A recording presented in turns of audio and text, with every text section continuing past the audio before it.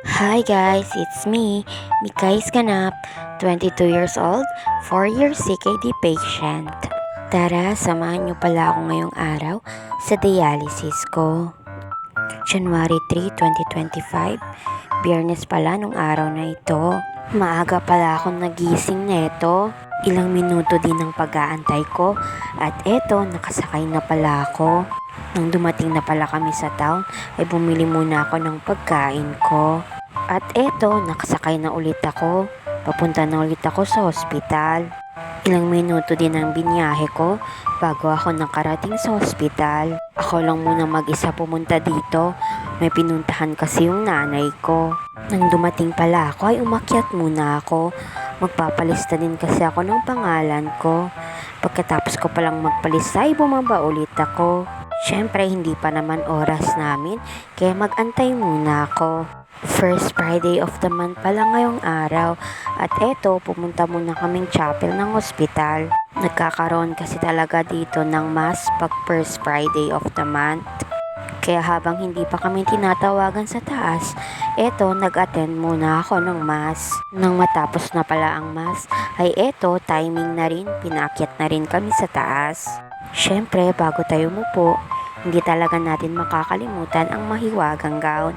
Ipapakita ko pala sa inyo ngayong araw kung paano ba ako tusukan. Syempre bago tayo tusukan ay lilinisin muna niya ang ating fistula. Baka madumi kasi. Maalikabok syempre.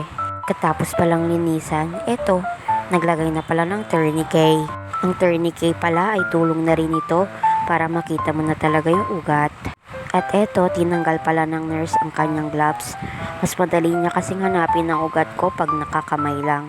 Mas gusto ko rin yung ganito, yung walang gloves. Dahil isang tusok lang. For info lang po, nag-alcohol po siya bago hawakan yung pistola ko. Bago ako tusukan. At eto, una pala akong tinusukan ng arterial. Sobrang happy ng mima nyo dito. Hindi kasi siya masakit. After pala akong tusukan ng arterial, syempre yung venous ko na naman. Ito talaga yung thrilling part ko, yung venous ko. Mahirap kasi talagang tusukan yung venous ko. Buti ngayong araw natusukan naman yung venous ko. Maayos naman yung pagtusok, hindi naman masakit. Salamat pala sa nurse na humawak sa akin ngayong araw. Dahil syempre naging okay yung pagtusok. At eto pala yung bantay ko ngayong araw, yung nanay ko na naman. Habang nagdadialysis kami ay eto, sinarado nila yung mga ilaw para makatulog din yung mga pasyente. Pero ako hindi talaga ako natutulog buong dialysis. Mas gusto ko kasi nagising lang ako buong dialysis. After 4 na oras na pagsasalang ay tapos na tayo. Pero syempre magpapahinga muna tayo sandali. Para naman hindi tayo mahilo-hilo pag uwi natin. At eto, pauwi na pala tayo.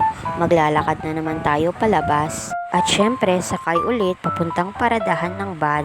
Ilang minuto lang naman ay nakarating na pala kami sa paradahan ng van. Nakasakay na pala kami agad dahil striker lang yung sinakyan namin. At eto, pauwi na rin kami. Maaga pa nang makarating kami sa bahay. Kaya hanggang dito na lang. Bukas ulit. Salamat!